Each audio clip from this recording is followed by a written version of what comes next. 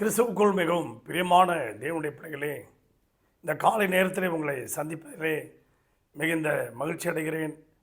கர்த்தர் ஒவ்வொரு நாளும் நம்மை போஷித்து பாதுகாத்து பராமரித்து வருகிறதை நினைத்து கர்த்தரை ஸ்தோத்திரிக்கிறேன்.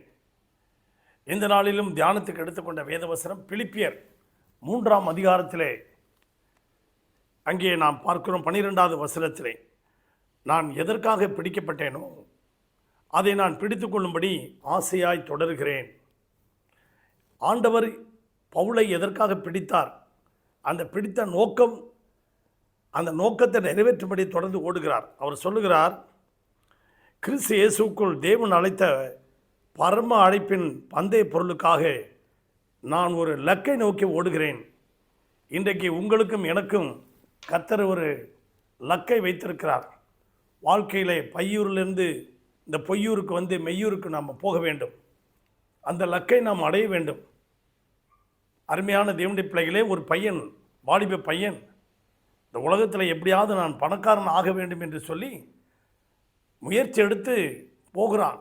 எங்கேயாவது ஒரு புதையல் இருக்காதா, அந்த வரைபடம் கிடைக்காதா, அதை கிடைத்து பார்த்து அந்த புதையலை தேடி போய் எப்படியாவது புதையலை கண்டுபிடிக்க வேண்டும் என்று ஆசையாய் போகிறான். அங்கே ஒரு வரைபடம் அவனுக்கு கிடைக்கிறது.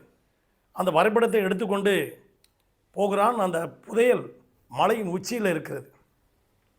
அந்த மலையின் உச்சிக்கு போகும்போது அதுதான் அவனுடைய லக்கு. அங்கே போனால் தான் அந்த புதையலை எடுக்க முடியும். அவனுடைய ஆசை, அவனுடைய எண்ணம், அதையெல்லாம் அந்த புதையலில் தான் இருக்குது. போகும்போது பாதி வழியில், மலையில் பாதி வெளியில் பார்த்தா ஒரு பெரிய பாறாங்கல். அந்த பாறாங்கல்லில் விதவிதமான கல் ஜொலிக்குது. அப்படியே சூரிய வெளிச்சத்தில் வைரக்கற்கள் மாதிரி இருக்குது.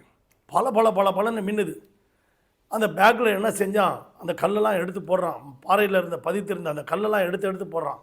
இன்னும் கொஞ்சம் தூரம் போனால் அந்த பாறையில் கல், இந்த பாறையில் கல், இந்த பாறையில் கல் பொறுக்கி போட்டுக்கிட்டு அப்படியே வந்துட்டான்.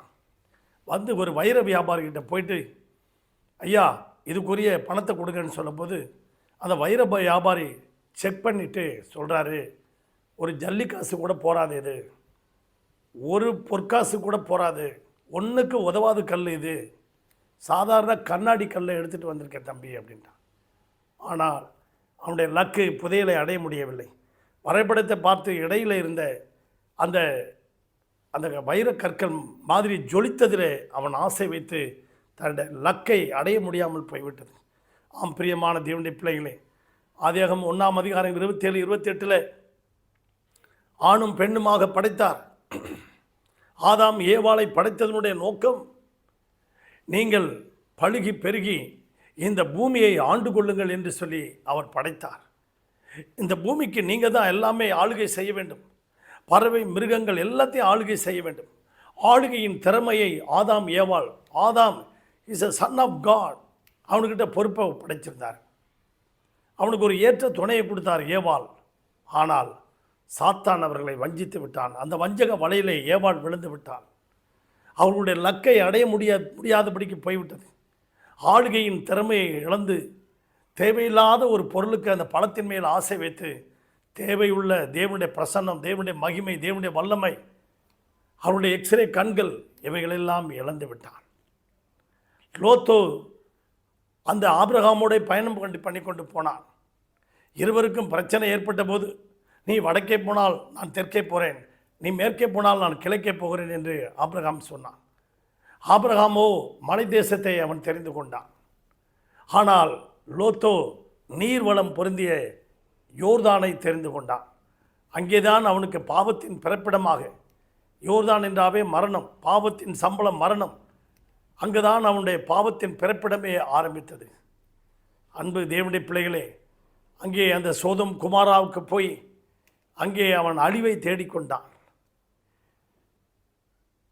அருமையான தேவனுடைய பிள்ளைகளே, 2 தீமோத்தேயு 4ஆம் அதிகாரம் 10வது வசனத்திலே நான் பார்க்கும்போது, தேமா இப்பிரபஞ்சத்தின் மேல் ஆசை விட்டு பவுலை விட்டு விலகி போய்விட்டான். ஆனால் பவுல் 2 தீமோத்தேயுவிலே சொல்கிறாரு, நான் எதற்காக என்னை பிடித்தார்? என்னை பிடித்த பிறகு ஆண்டவர் என்னை ஒரு நோக்கம் வைத்திருந்தார். சகல ஜாதிகளுக்கும் புறஜாதிகளுக்கும் இஸ்ரவேல் ஜனங்களுக்கும் தேவனுடைய நாமத்தை அறிந்து கொள்வதற்காக நான் தெரிந்து கொண்ட ஒரு பாத்திரமாக என்னை தேவன் பயன்படுத்தினார். அவர் லக்கை நோக்கி ஓடினார். இடையில எவ்வளோ பிரச்சனைகள், பாடுகள், போராட்டங்கள், மரணங்கள்லாம் வந்தது. அதையும் தாண்டி அவர் சொல்லுகிறார், நல்ல போராட்டத்தை போராடினேன், ஓட்டத்தை முடித்தேன், விசுவாசத்தை காத்துக்கொண்டேன், இது முதல் எனக்கு ஜீவ கிரீடம் வைக்கப்பட்டிருக்கிறது. அந்த ஜீவ கிரீடத்தை அவர் பெற்றுக்கொண்டார். அதே போல் நீங்களும் நானும் லக்கை நோக்கி ஓடுவோமா? பரலோக பிதாவை இந்த சத்தத்தை கேட்டுக்கொண்டிருக்க ஒவ்வொரு குடும்பத்தையும் ஒவ்வொரு பிள்ளைகளையும் ஆசீர்வதிக்க முடியாது ஜெபிக்கிறோம். சாத்தானுடைய வஞ்சக வலையிலே விழாதபடிக்கு ஒவ்வொருவரையும் வேலியடைத்து பாதுகாத்துக்கொள்ளும். தேவைகளை சந்தி, அவர்களுடைய விருப்பத்தை நிறைவேற்றும். ஆசீர்வதி இயேசு நாமத்தில் பிதாவே, ஆமேன். God bless you everybody. Thank you. Amen.